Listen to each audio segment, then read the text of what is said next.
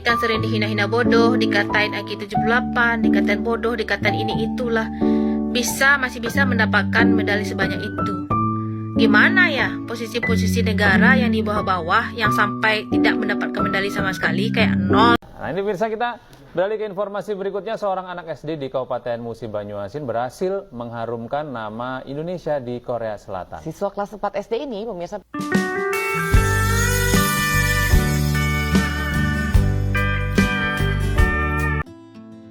Seringnya orang-orang Indonesia dikatakan IQ rendah atau IQ 78 sama netizen Malaysia yang mengaku lebih tinggi. Akan tetapi, benarkah IQ orang Indonesia lebih rendah dari Malaysia seperti dalam survei yang dibuat oleh profesor asal Inggris? Tapi dalam faktanya orang-orang Indonesia yang sering dianggap rendah justru prestasi Indonesia lebih banyak daripada Malaysia, baik itu dalam perlombaan sains, matematika, fisika ataupun olahraga di tingkat internasional. Fakta ini bisa kita lihat dalam video-video berikut ini, seperti yang ditunjukkan oleh netizen Indonesia. Kesalahan terbesar Pak Anies adalah beliau tidak memanfaatkan data ini. Bahkan bagi beliau, ini adalah penghinaan atas bangsa Indonesia. Saya terus terang tidak percaya dengan angka 78 IQ itu. Anda lihat angka skor simpanse. Menurut saya ini adalah pemangkas percaya diri bangsa. Itu menghancurkan percaya diri kita. Dengan mengatakan bahwa rata-rata IQ orang Indonesia itu 78. Itu menurut saya tidak boleh kita ulang-ulang. Sehingga Malaysia peringkat ketiga terbesar di Asia Tenggara dalam jumlah penderita sakit mental. Guys, saya mau menunjukkan suatu data. Perhatikan baik-baik ya. Kalian lihat data ini? Ini adalah rata-rata perolehan medali di Olimpiade Sains negara-negara Asia Tenggara. Perhatikan, di matematika kita memperoleh 102 medali. Di fisika kita memperoleh 123 medali. Kemudian selanjutnya biologi kita memperoleh 85. Astronomi kita nomor 2, 44. Kimia kita mendapatkan 73 medali. Dan selanjutnya informatik 81. Membangunkan gak tuh? Kita sering dihina-hina bodoh, dikatain IQ 78, dikatain bodoh, dikatain ini itulah. Masih bisa mendapatkan medali sebanyak itu. Gimana ya posisi-posisi negara yang di bawah-bawah yang sampai tidak mendapatkan medali sama sekali, kayak nol gitu. IQ 78 segitu medalinya. Kalau medalinya itu nol sampai pencapaiannya sedikit gitu, kira-kira IQ-nya berapa ya? Bisa nggak diprediksi? Malaysia tak pernah menang walau satu pingat emas pun dalam sukan Olimpik. Sebaliknya Indonesia dah 10 kali, Thailand dah 11 kali, Singapura dapat sekali, Filipina 3 kali, Vietnam pun sekali. Apa cerita ni?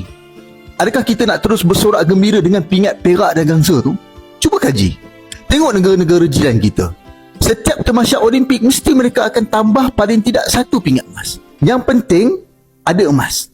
Lepas tu cuba tengok jenis sukan yang negara jiran kita dapat. Adakah hanya sukan badminton atau sukan tipikal yang kita kuasai? Tak. Tengok Indonesia. Tiba-tiba je menang pingat emas memanjat. Ada sesiapa pernah terfikir tak pasal sukan tu? Tak kan?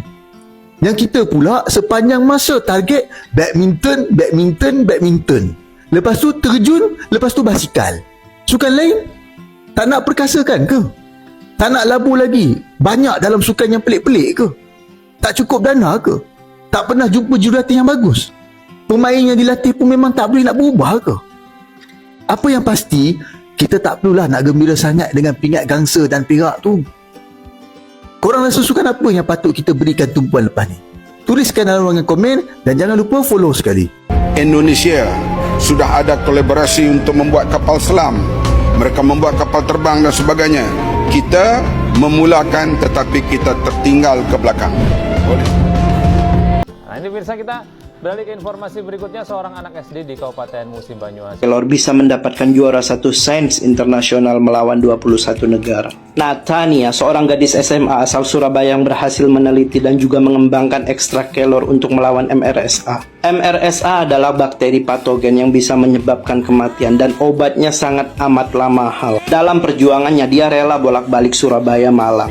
karena alat yang dia butuhkan cuma ada di Universitas Malang. Oke, sebelum kita lanjut aku mau kasih info untuk kamu yang mau mendapatkan cuan dari TikTok affiliate tanpa modal, bisa pelajarin bukunya di Keranjang Kuning. Oke, sekarang kita lanjut. Singkat cerita, dia berangkat ke Taiwan dan qadarullah dia mendapatkan juara 1 internasional melawan 21 negara.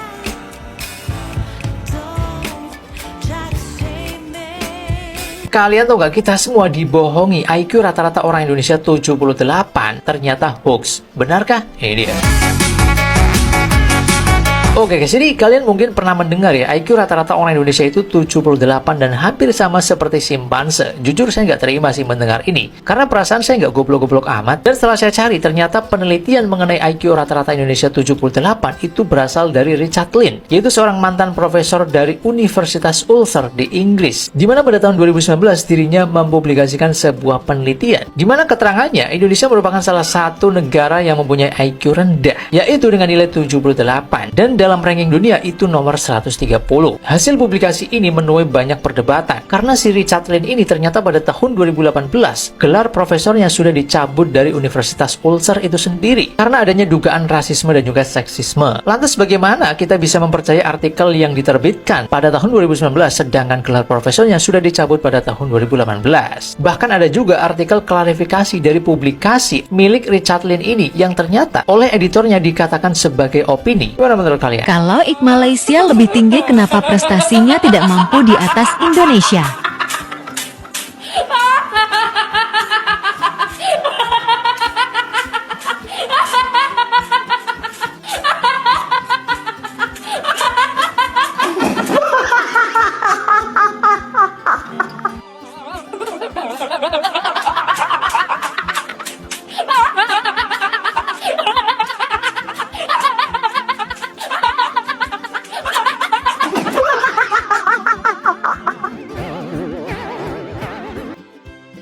Nah, itulah fakta ketika orang-orang Indonesia sering dikatakan ber-IQ rendah atau IQ 78 oleh netizen Malaysia. Prestasi-prestasi Indonesia justru bisa melebihi orang-orang Malaysia.